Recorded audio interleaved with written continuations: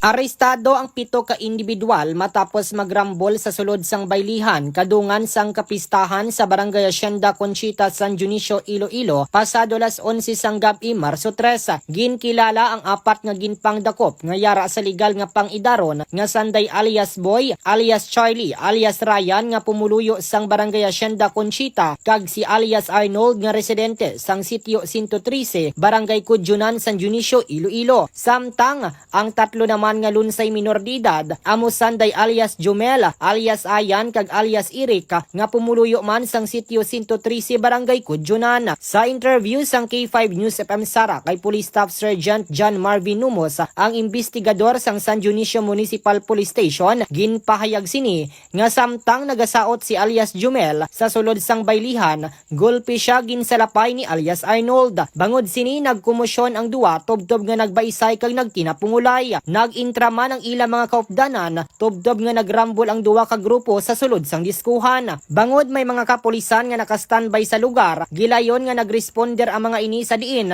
7 ka persona ang ginpangdakop kag ginpangdala sa kustodiya sang San Dionisio Municipal Police Station. Nahibaluan nga ang kalabanan sa ila ang yara sa impluwensya sa makahulubog nga ilimnon, bangod highlights sang kapistahan sa barangay. Bangod sini ginpasakaan sang kaso nga alarm and scandal kag resistance and disobedience to a person in authority ang 4 ka persona, samtang ang 3 ka minor de edad ang gindala sa talatapan sang Department of Social Welfare and Development o kon DSWD para sa nagkaigo nga intervention.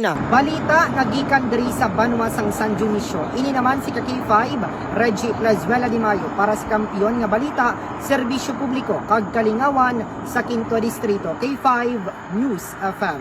Ang iniga balita ang ginadulong sa inyo sang DTX Coffee Mix. Himo sa natural nga sangkap pareho sang amarkuso, chia seeds, sugared cane extract powder. DTX Coffee Mix. Nakakapi ka na, naka-detox ka pa.